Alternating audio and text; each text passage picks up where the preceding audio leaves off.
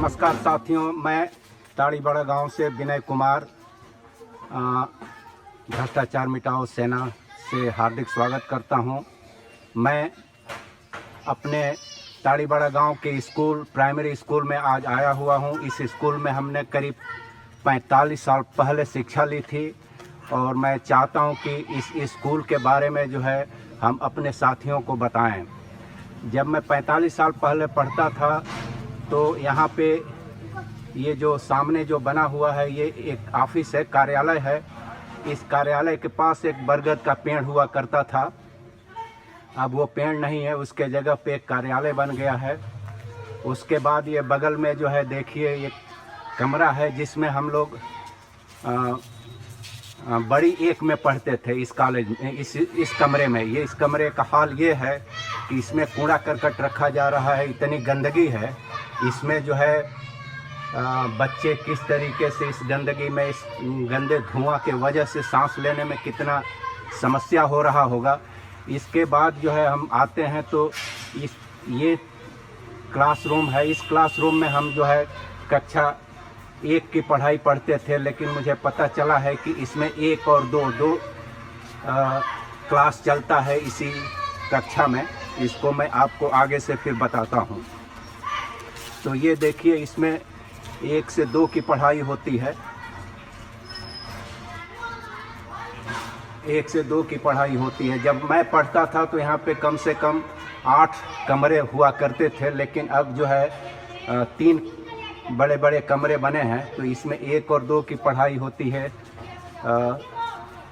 और इसमें जो है ये तो अभी बंद है। इसमें हमें पता चला है कि इसमें भी 2 क्लास चलता है। यहाँ 2 बड़े बड़े कमरे हुआ करते थे, लेकिन अभी जो है एक ही कमरा बनाया गया है जिसमें 2 और 3 की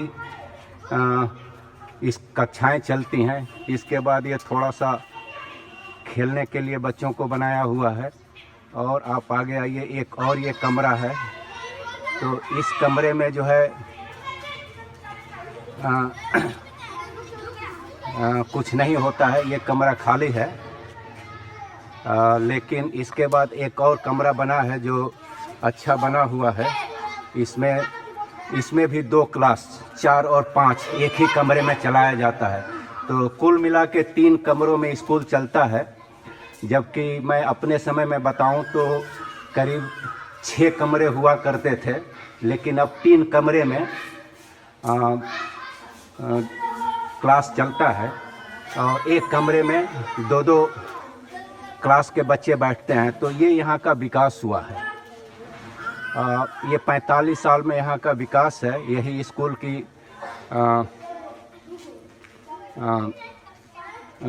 खेलने का ग्राउंड भी है, इसी में सब कुछ है। ये हमारे बच्चे हैं यहाँ पे स्कूल में आए हुए हैं। अब स्कूल कितने बजे खुलेगा? 9 बजे। 9 बजे।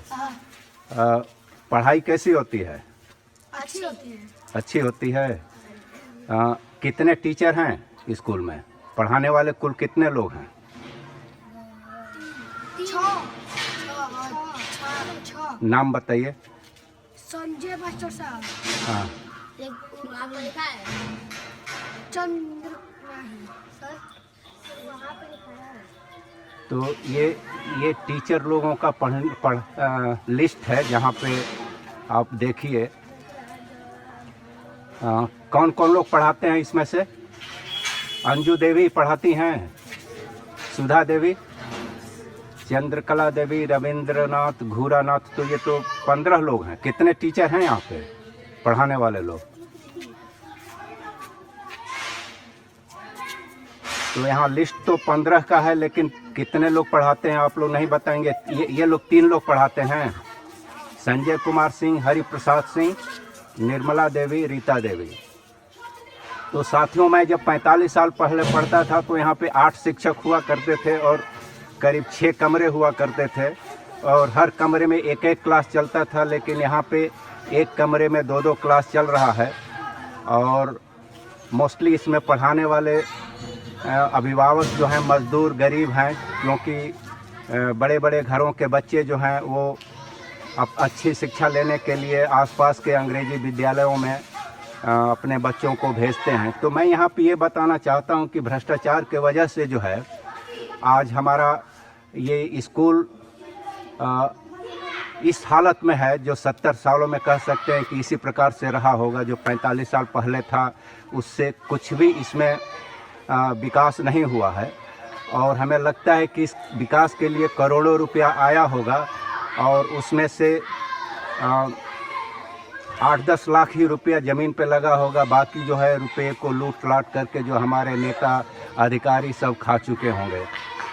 तो ये हाल है। तो मैं ये सोचता हूँ कि यदि इस स्कूल को हम कंपेयर करता हूँ अमेरिका के जिस स्कूल में हमारा बच्चा पढ़ता है, जो प्राइमरी स्कूल था, उस स्कूल की तुलना करता हूँ तो इसे जो है हमें लगता है कि उस तरीके से बनाने के लिए कम से कम 400-500 करोड़ रुपए की ज़रूरत पड़ेगी, और उतना रुपया यहाँ आने में 300-400 साल लग जाएगा। तो 300-400 साल में भी ये स्कूल अमेरिका के प्राइमरी स्कूल जैसा नहीं बन पाएगा। और ऐसे ही यदि अधिकारी, शिक्षक और हमारे देश के नेता जो विकास के लिए धन आता है लूटपाट करेंगे, तो हमें नहीं लगता कि हमारा देश जो है कभी भी विकसित हो सकता है। यदि इस देश को विकसित होना है तो सबसे बड़ी जो हमारी समस्या है इस देश की, वह समस्या है भ्रष्टाचार। उस भ्रष्टाचार को दूर किए बिना हम जो है अपने देश को विकसित नहीं कर सकते हैं। यदि चाहे किसी भी तरीके का कानून इस देश में लाद दिया जाए, लेकिन जब उस कानून को लागू कराने वाले ही भ्रष्ट होंगे, पैसे लेकर के जो है काम करेंगे नहीं, घूस लेकर के उस कानून को लागू करेंगे नहीं, तब तक ये हमारा देश जो है किसी भी क्षेत्र में आगे नहीं बढ़ेगा। इवन शिक्षा हो या विकास का हो या कानून लागू कराने का हो। इसलिए हमने जो है अपने गांव से ही शुरुआत की है भ्रष्टाचार दिखाने के लिए आप लोगों के किस तरह भ्रष्टाचार व्याप्त है। और हमें पता चला है कि जब यहाँ के अभिभावक अधिकारियों से इस स्कूल में पढ़ाई न होने का जिक्र करते हैं, शिकायत करते हैं, तो पता चलता है कि आने वाले अधिकारी जांच के नाम पर लिपापोती करते हैं और शिक्षकों से पैसे लेकर के कोई भी एक्शन नहीं लेते हैं। तो आप सोचिए कि जब इस देश का ये हाल है, जो कानून लागू करने वाले हैं, जो शिकायत को दूर करने वाले हैं, वो भ्रष्टाचार में इतने लिप्त हैं, तो हमारे देश का क्या हाल होगा? क्या हम कभी विश्व गुरु बन सकते हैं? ये सब हवाई बातें हैं। इसलिए मैं भ्रष्टाचार मिटाओ सेना के तरफ से 3 मांगे रखता हूं, जिसको यदि सरकार जब तक लागू नहीं करेगी तब तक जो है हम इस स्कूल को या इस देश को या कहें तो हमारी जो भी नागरिक हैं जो इस कार्य में लगे हुए हैं, जो देश को बढ़ाने के लिए, वो 3 मांगों के ऊपर इनकी कानूनी कार्रवाई न की जाएगी तब तक हमें नहीं लगता कि हम आगे इस देश को बढ़ा सकते हैं। और हमारी 3 मांगे हैं कि प्रतिवर्ष जो है जो भी सरकारी अधिकारी हैं, चाहे वो लेखपाल हो वहाँ से लेकर राष्ट्रपति तक हो, सबकी प्रतिवर्ष CBI के माध्यम से उनकी आय की जांच हो, क्योंकि जो भी भ्रष्टाचार करेगा उस भ्रष्टाचार में जो है जो भी पैसा वो लोग कमाएंगे वो किसी न किसी रूप में उनकी आय बढ़ेगी, और आय बढ़ेगी तो वो जो है पकड़ जाएंगे। तो इसलिए इनकी आय की जांच हो, और यदि एक पैसे का भी घपला पाया जाता है उनके आय में तो उनको कठोर से कठोर सजा दिया जाए। और दूसरी मांग ये है कि आजकल जो है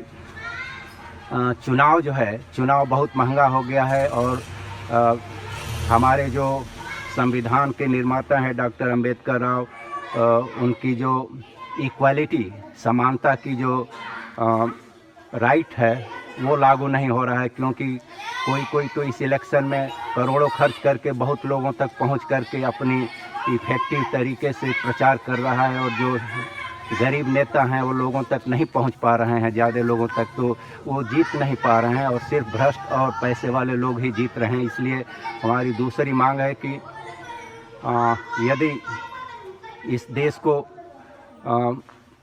चुनाव में स्वच्छता लाना है और बराबरी का अधिकार देना है, तो हमें जो है सबसे बड़ा काम ये करना पड़ेगा कि चुनाव आयोग के माध्यम से हमें जो है प्रत्याशियों का जो भी जीवन परिचय है लोगों तक पहुंचा दिया जाए और चुनाव प्रचार एकदम बंद कर दिया जाए। उस जीवन परिचय के आधार पर ही जो है हमारे वोटर्स वोट करें और जिसको चाहें जिताएं, ताकि किसी का एक पैसा भी खर्च ना हो।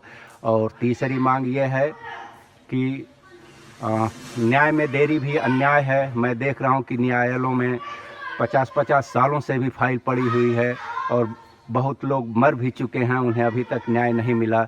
तो उनको न्याय दिलाने के लिए, त्वरित न्याय दिलाने के लिए एक ऐसी व्यवस्था हो जिसमें समय सीमा में निर्णय आ जाए, और समय सीमा में निर्णय नहीं आता है तो जज, वकील, अधिकारियों पे जो है जुर्माना लगाया जाए।